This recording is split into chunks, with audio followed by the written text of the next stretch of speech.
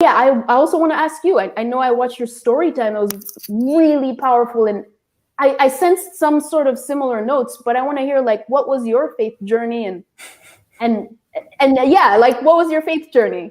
Man, how long we got? Girl, I okay. See, I planned, I'm gonna tell it, but I planned Yeah. on doing a video about my journey with how Right. God literally saved my life and Yeah. saved me from myself, because that has a lot to do with how I can do this right now, if that makes Mm-hmm. sense. So I'll say this, and I'll try to be quick. My dad, he's a preacher, so I grew up within the Christian faith. He was a preacher at this hometown church that I went to, like, for 40 years he was. So, the Bible, I knew the Bible stories, I knew, Jonah and the fit, like everything. But I will say though, I love God. I believed in God, but it was more contingent off of the fact that my parents believe. Like my mom believes this is what we're supposed to do. I didn't Mm-hmm. really have like an actual relationship with God, really. Mm-hmm. But I just knew to believe in him. Like he's the right way to go. That's what I was taught. Mm-hmm. So I'll say it was around 19, 20 years old. I started to, party a little bit more. I didn't really have any direction in my life. I was like the antithesis as I am right now. Like, did Mm-hmm. not see, after high school, was like, I'm not going to college. Didn't do college. I was like forced to go to a community college. That's a long story.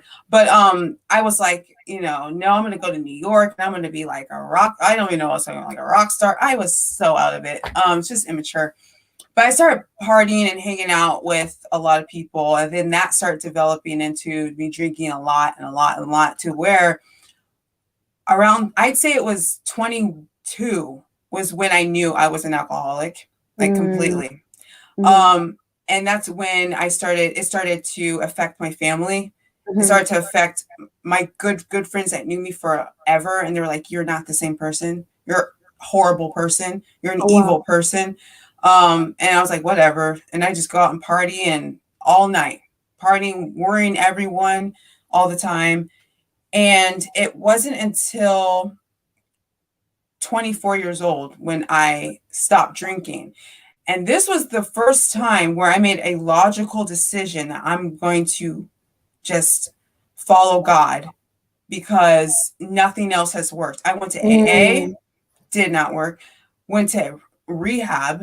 Um, I went there, but it was a rehab where if you're 18 and above, you don't have to stay. So, like, my mom was like, please go, please go. I'm like, fine, I'll go. And she's like, just take the assessment. I think my mom thought if I take the assessment Mm-hmm. and saw how bad I was, I'd stay. And the people told me, they're like, you will die. Your body's dependent Yes. on this. You will die if you don't stay. And Mm-hmm. I was just like, deuces. I did not stay, and things got worse. I got in a horrible car accident, almost should have died. That was God right there. I flipped my car, landed in a ditch, dude.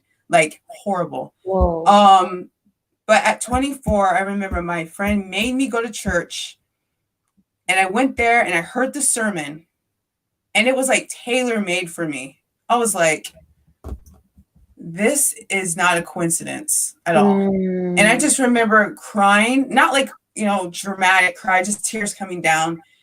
And I was just made in my mind, not emotional decision, a logical one. I was like, I will die. God, I don't want to die.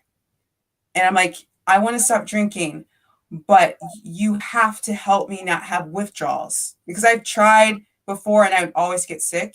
Mm. So I said, I'm surrender. I'm done. I don't want to die before I'm 30. Like, no. Mm. Um, and so basically what happened was that whole year, that first year, I read the Bible um, every day for 8 months until I got through it. And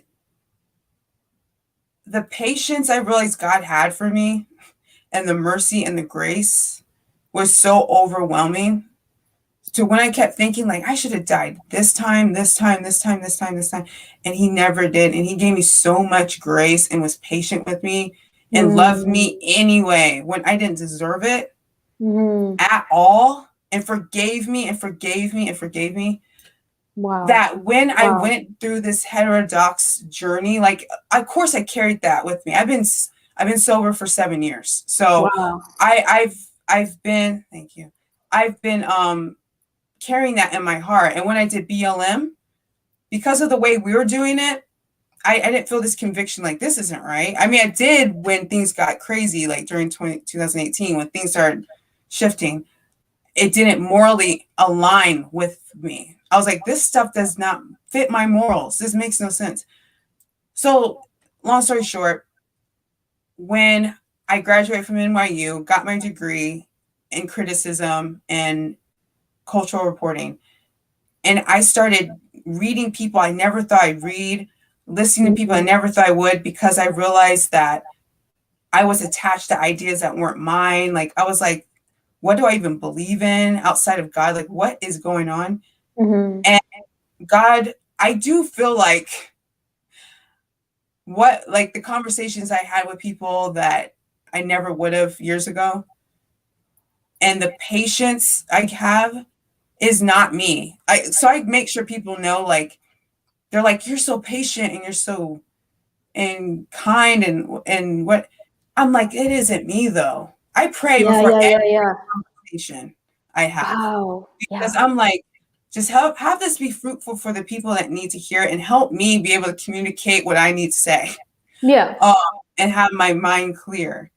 But that just remembering how patient God was with me and how forgiving, and how he says that we need to die daily and be like him, then that makes me realize that within this racial climate, I have to do that. And sometimes I don't want to. Trust me. There's times where I'm like, God, I'm taking a break today. Like, I'm going to write this person back on Twitter. He's like, put it, like, put it in. Like,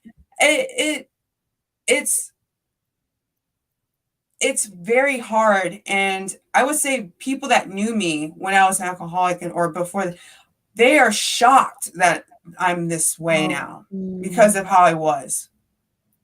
And so that's why I want to do that video, because I want to make sure people know, like, don't hype me up.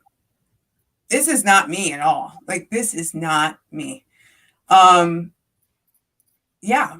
So that's my sermon. We gave our sermons, but that's my journey. And now I have a true relationship with God, and he reveals certain things to me all the time, because I really have this faith that's just like, can't be shaked. Like, my friend, she was like, asked me, like, what if,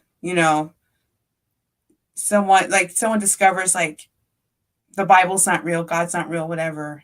Your parents come to you and they're like, you know what, we're wrong. God's not real. What would you do? I'd be like, they're tripping, dude. like that's not real.